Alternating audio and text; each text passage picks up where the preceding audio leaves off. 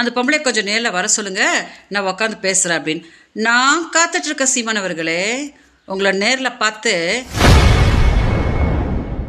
2 நாட்களுக்கு முன்பு கூட என்னிடம் டீல் பேசினான் என்றும் என்னுடைய பாவம் அவனை சும்மா விடாது எனவும் நாம் தமிழர் கட்சி ஒருங்கிணைப்பாளர் சீமானுக்கு நடிகை விஜயலட்சுமி ஒருமையில் பேசி சவால் விடுத்து வீடியோ வெளியிட்டுள்ளார். இன்னைக்கு மீண்டும் ப்ரெஸ் மீட்டில் விஜயலட்சுமியை திமுக கூட்டிகிட்டு வந்திருக்காங்க என் மேலே வழக்கு கொடுக்கறதுக்கு அப்படின்னு சீமான் சொல்லியிருக்காரோ? சீமான் அவர்களே, முதல்ல சொன்னீங்க எனக்கு விஜயலட்சுமி யாருன்னே தெரியாது அப்படின்னு சொன்னீங்க. அவங்கள காங்கிரஸ்காரங்க கூட்டிகிட்டு வந்திருக்காங்க அப்படின்னு சொன்னீங்க. அடுத்ததான் நான் வழக்கு உங்கள் மேலே கொடுத்த போது அவங்கள பாரதிய ஜனதா கேட்டிருக்காங்க அப்படின்னு சொன்னீங்க.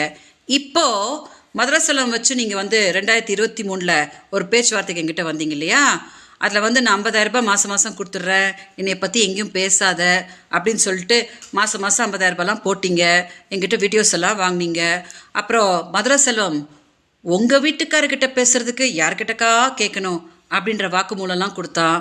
அப்புறம் உங்கள் பொண்ணான வாயிலேருந்து தானே பொண்டாட்டி பொண்டாட்டி பொண்டாட்டி பொண்டாட்டி அப்படின்னு நீங்கள் வீடியோலலாம் பண்ணிங்க. அந்த வீடியோஸ் எல்லாம் காவல்துறைக்கிட்ட கொடுத்து, காவல்துறை எடுத்துகிட்டு போய் அதை அப்படியே நீதிமன்றத்தில் கொடுத்து, அதையெல்லாம் பார்த்து தான் அவங்க விஜயலட்சுமி அவங்களோட முதல் மனைவியா அப்படின்னு கேட்டிருக்காங்க. இப்போது திமுக ஒன்றும் உங்களை போன வருஷம் விஜயலட்சுமிக்கு 50,000 ரூபாய் கொடுத்து இந்த மாதிரி கேவலப்புற்ற வேலைலாம் பண்ணு அப்படின்னு சொல்லலை. ஸோ ஏன் அவங்கள சும்மா வம்புக்கு இழுக்கிறீங்க?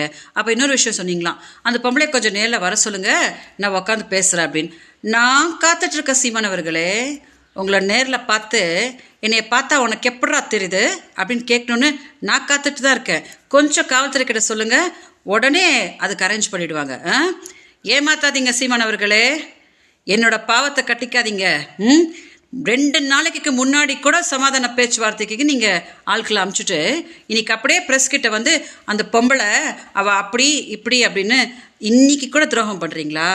அதான் நான் சொல்லிகிட்டே இருக்கிறேனே, என்னோட பாவம் உங்களை சும்மாவே விடாது, இன்னும் எப்படிலாம் போட்டு பருத்தி எடுக்க போகுது அப்படின்னு நீங்கள் பாருங்கள்.